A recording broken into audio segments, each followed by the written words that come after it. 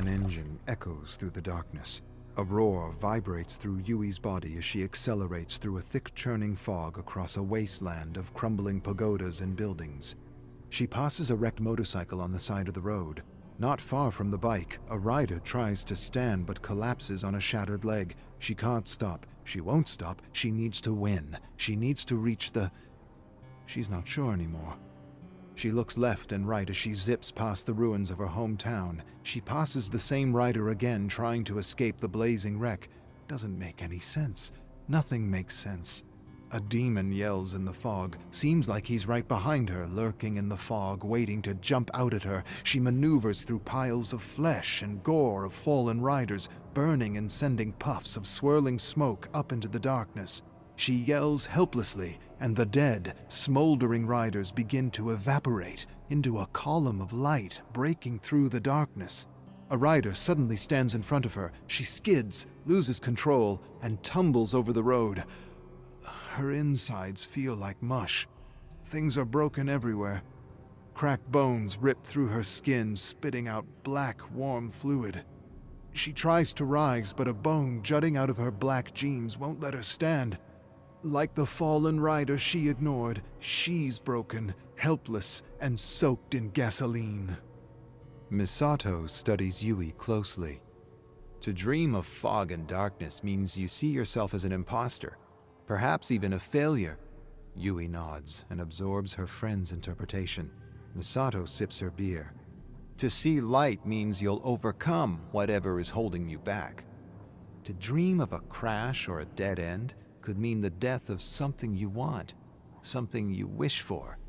Yui sighs and doesn't know if she wants to hear all this. The demon? The Oni? Why was it chasing me? Misato nods. The Oni could mean you're struggling to maintain your humanity as you chase your dreams. That you may be torn between right and wrong, between good and evil. Misato laughs to herself as she finishes her beer.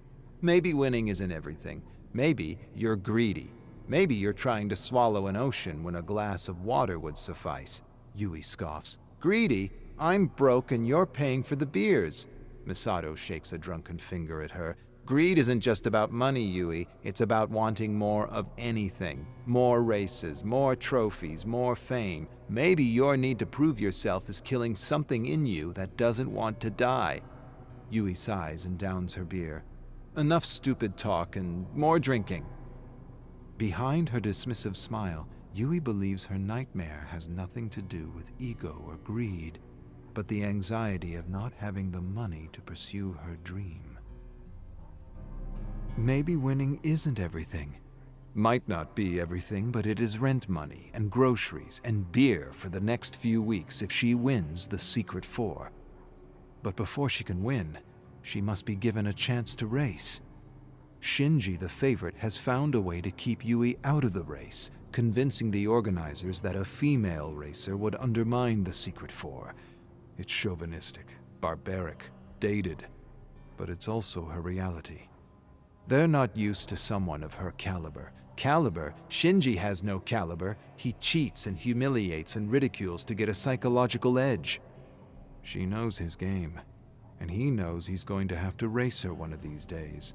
But for now, he tells them if she races, he won't. And since he's the current champ, they somehow believe they need him to attract the money. She's sitting out tomorrow's race, but she'll be there to cheer her good friend, Hiro. Shinji trash talks Yui as she fills Hiro's ears with fighting words. Fighting words, that's what her grandmother used to call them. Words with wings that filled the mind and lifted the spirit. Words. Words are more than words. They can build, they can destroy, they can empower. They can turn mice into gods and gods into mice. Shinji tells Hiro he's going to make an example out of him because he supports Yui. Hiro acts tough, but Yui sees those fear-heavy words crawling into his ear, feasting on his confidence and weighing him down. Shinji turns to Yui and makes fun of her hair, winks at her, and asks if she came to watch men ride. She doesn't dignify his shit with a comeback. She wants Hiro to win. But the termites have taken hold, and he's a shell of a rider on a bike about to crack. She whispers winning words in his ears like her grandmother used to do with her. But he doesn't know how to make those words work for him. He's lost, and the race hasn't even begun yet. 4 a.m. Yui watches Hiro speed off and take the lead. Shinji and others follow close behind. Maybe her words did help. Hiro rounds the bend. She watches Shinji race beside him and lean in. He leans in close, extends his arm, and touches Hiro's shoulder. Just touches him, not to push him or hurt him, but to annoy him, to distract him. Hiro swears, loses his focus, loses control. An instant later, he's skidding across the pavement with a wrecked bike, leaving a trail of sparks and oil. His helmet is disintegrating layer by layer against the rough pavement like sandpaper. He needs help, but the other racers speed past him, all trying to win the prize money. Hiro stands and staggers stupidly into the road. His helmet doesn't exist anymore, and his face has been razed to the bone. His mouth and lips are gone. They're just teeth where lips used to be. A shriek sends a shiver of fear up her spine as a car slams on the brakes, loses control, and hits her good friend. Yui accelerates through the fog with a red-eyed demon chasing her. She skids out of control, breaks her legs, and drags herself helplessly through the fog. Footfalls thunder toward her, shaking the ground with every step. She looks over her shoulder, but all she sees is the thickening fog.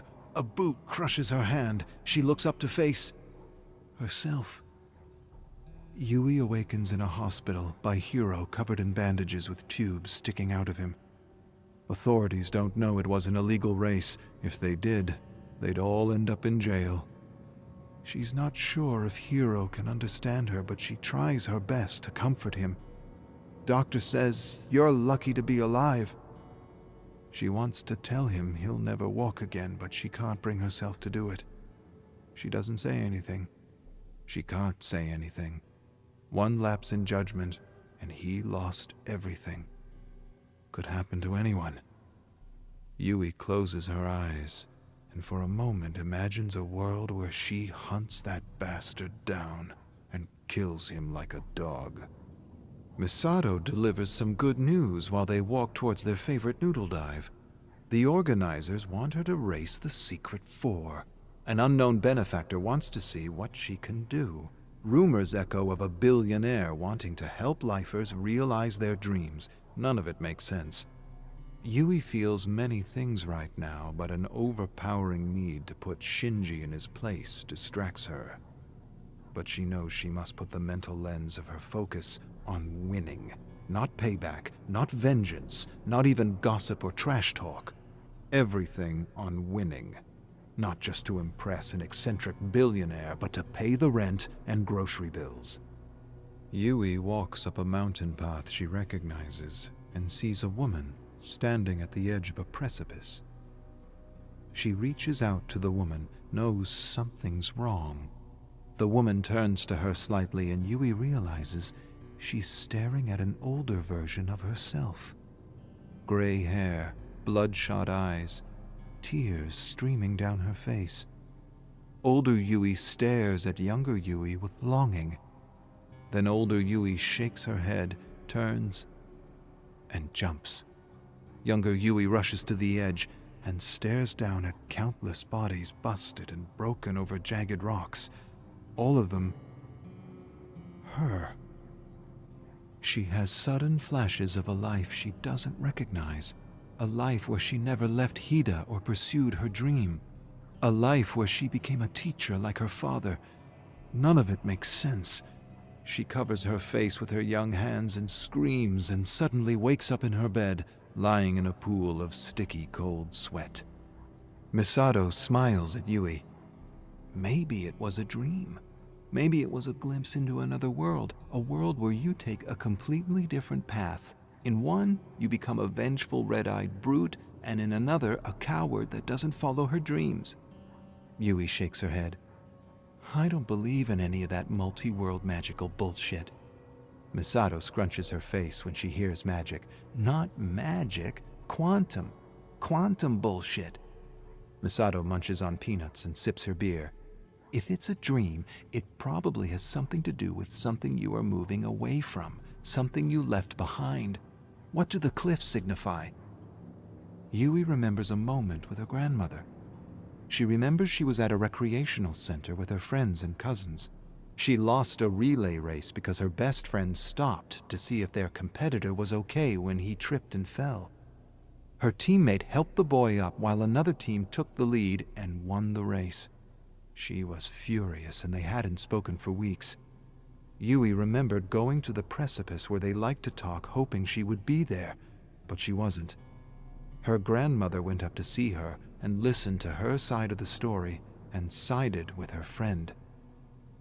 Yui vaguely remembered the talk. Her grandmother sat beside her, staring below the jagged rocks, laughing nervously.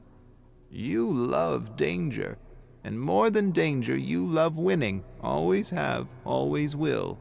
But winning isn't everything, Yui. Tell me, what's the use of winning if you lose all your friends? Who are you going to share your victories with?" Yui laughs at this and calls her best friend weak. Her grandmother places a concerned hand on her shoulder. "She's not weak. I would say she's quite the opposite, to sacrifice winning to help someone in need. Empathy is what makes us human, and if you lose this, you are just a very good machine that wins. What does it matter if you gain the world if you lose your humanity?" Yui closes her eyes and knows her grandmother is right. And yet, there's something inside her that hates to lose, that refuses to lose, something that will drive her to win despite it all. A thing that brings out the best and worst in her. Engines rattle and roar in an endless cacophony as Shinji messes with Yui. Everyone wants the jackpot and she needs this money more than ever.